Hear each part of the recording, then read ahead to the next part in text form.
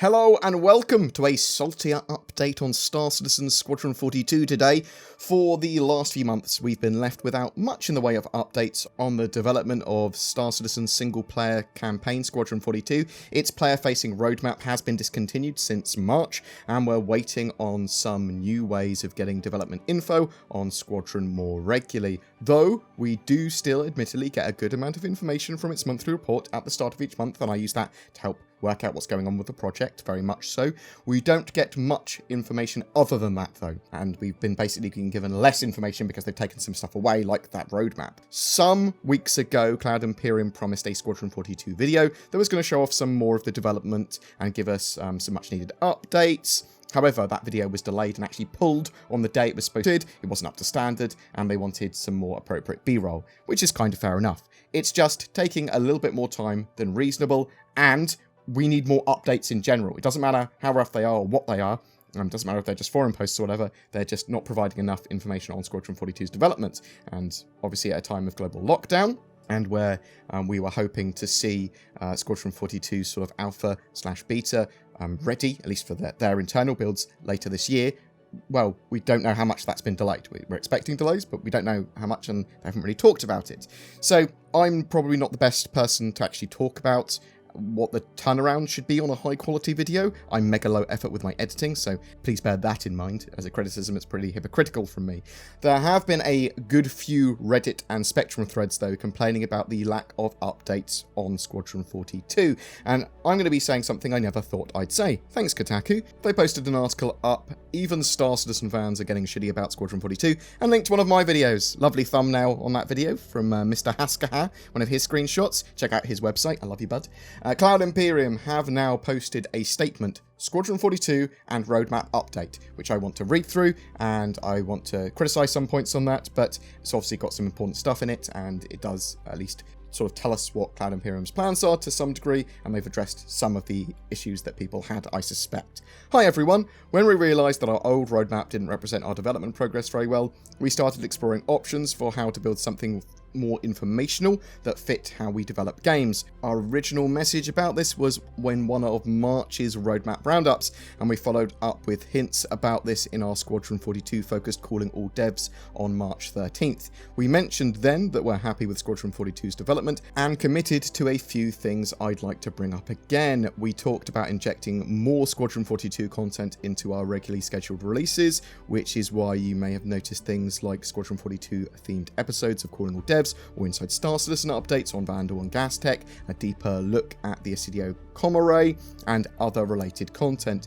This was all alongside our monthly Squadron 42 reports for March, April, May, June. Other months are available. One of the important elements to messaging Squadron 42 updates has also been to raise awareness that work completed for Star Citizen is also work done for Squadron 42. The only content that's exclusively Squadron 42 are people, places, and plot, and we don't want to spoil those. With all Squadron 42 updates, our goal has been to find a balance in sharing Squadron 42 content while minimally impacting the development team so they can focus on what matters most, finishing the game. BoredGamer will interject here. I don't actually think that's the most important point with Squadron 42. I think making the game great and finishing it is the most important thing. I think we've waited long enough that we have to have a great game now. There's no way Star Citizen and Squadron 42 can live up to all of its hype, but if it lives up to a good percentage of it, then it will still be one of the greatest games of all time. And finishing a great game is more important than just getting it finished. Do you see what I mean? Just wanted to share my opinion. Sometimes they explode out of me opinions, like, you know, diarrhea. Back to that post though, the recent Squadron 42 video update, which is a brand new show we were debuting called The Briefing Room, was a lower effort video that we embarked on with the goal of sharing more information with you in a scrappy but fast manner, so as to minimize the disruption to the dev team and yet give you new information. We planned for this to be a semi-regular show, with its cadence depending on how well the content was received and how disruptive or not this first episode would be to our dev team. The first episode was meant to focus specifically on, spoiler alert, updates on our conversation interrupt tech and level design in Squadron 42. What we discovered after the whole piece was finished and getting ready for publish was that our approach resulted in an underwhelming show. Not only did the episode have major audio issues due to working from home recording, but it also lacked visuals to support the talking points, and we truly preferred to show rather than tell. Ultimately, we decided that it wasn't good enough to show, even for a scrappy video that was not meant to be a marketing sizzle trailer. However, before that stop ship message could permeate our entire marketing org, we had moved forward with a public publish date. Originally, we thought that we could simply splice it in fresh B-roll, but as we spent the next few days reviewing the show, we saw the need to update our visuals to better reflect what we were discussing, and that led us to the realization that we still didn't have the right footage at our quality bar to tell the story we wanted to tell, so we ended up deciding to reshoot the entire episode with our usual quality standards. As mentioned, the briefing room was never meant to be such a disruption to the team that we would prioritise footage for the show above our internal milestones for development. Therefore, our Squadron 42 art team could only work on capturing new footage after normal work hours. Add to the mix that key personnel were actually out sick for over a week, and you can see how our schedule kept getting pushed back further and further. We've certainly communicated the delays and the reasons for it, and have even had Brian Chambers relay the news initially, with our community managers repeating that message when the topic cropped up multiple times. We've had to do that a couple of times over the past weeks, and unfortunately the plain truth was always the same. The initial video didn't meet our standards, and we were redoing it. We didn't get into such details as sick personnel, nor did we explicitly spell out that the video footage couldn't leapfrog actual dev work in our priority list. After all, we don't like to make excuses, but it's clear that the confluence of the prolonged delay to the briefing room and lack of any new information, because there was none, created angst within the community. Something that's often not seen externally is the actual amount of time and effort it takes to put together the video content we regularly release. Delivering the updates to the standard we want takes time, and despite those saying that they would be fine with a rough cut of talking heads, we get endless complaints when that's what we deliver. Example being, the monthly reports or linked examples above are quickly dismissed or forgotten. The Squadron 42 video is still coming, probably in the next few weeks, along with an assortment of other updates, including an overhaul to our public roadmap. The new roadmap is something we hinted at in March, but because that is still very much in development, we can't share as much about it as we would like.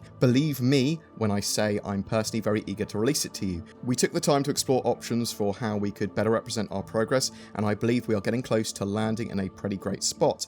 Our goal with this new roadmap is to give you a better visibility into what the teams are working on, share the progress of more teams, and to go as far as to indicate the size of the projects for our tech, features and content teams. This new roadmap will drastically change how you follow the development progress for both Squadron 42 and Star Citizen. The new roadmap will focus more on breaking out teams and features so you can interactively see what is being worked on across all teams, as opposed to what features will make X release. While it's not ready, it's currently top priority on the web team's current projects. In the immediate future, we plan to deliver the following communications. 1. Give an explanation of the goals of our new roadmap and what to expect from it. 2. Show a rough mock-up of the proposed new roadmap. 3. Share a work-in-progress version of the roadmap for at least one of our core teams. And 4. Then finally transition to this new roadmap. We'll approach them in the order above, and we'll likely need a few weeks between steps, so I don't want to create the impression that it's happening overnight, but we should be announcing step 1 pretty soon if my meeting on Thursday about this is as good as I think it will be. So, that's what Cloud Imperium had to say, and I'm certainly up for a more deeper roadmap with a lot more information on there, a lot more going on with that. But I would have actually really liked to have seen the rough briefing room videos on Squadron 42, and I like the idea of more snappier, low-effort content where possible that conveys development information. Now, I'm interested to know what people think on that. Would you prefer more constant updates, even if they are lower effort and very rough, or do you want to see that pretty stuff, or do you want both? You want both pretty stuff occasionally and constant updates? What sort of like, I'm sort of, Cloud Imperium implied that if they put out the lower effort stuff, then that potentially doesn't make enough people happy. Like the monthly reports, I think are incredibly useful. Like I love, but maybe I'm in the minority there. Yes, I love pretty cool things. I like pretty stuff, I like the cool stuff, but I want the roadmap, the feature, and the development updates. Just as raw as possible is fine. They could read them from a spreadsheet for me, and I would be relatively happy as long as those updates were accurate and semi-detailed, and reflected what Cloud Imperium are working on, their targets, their goals, their problems, their trials, their tribulations, and that's what it is for me. I'm following the project, the warts and all. If there's problems going on with it, you tell me. That's cool. I'm interested in that. If there's everything's going great, tell me. If stuff's being developed, stuff's being pushed back, stuff's being delayed, what's being worked on, why is it being worked on, all that sort of stuff. I want to know. I want to know stuff like that because I love the project. I hope that in the meantime, while we're waiting for this roadmap change, Cloud Imperium might give us some additional updates in the form of those rougher updates and forum posts. Give us some development updates.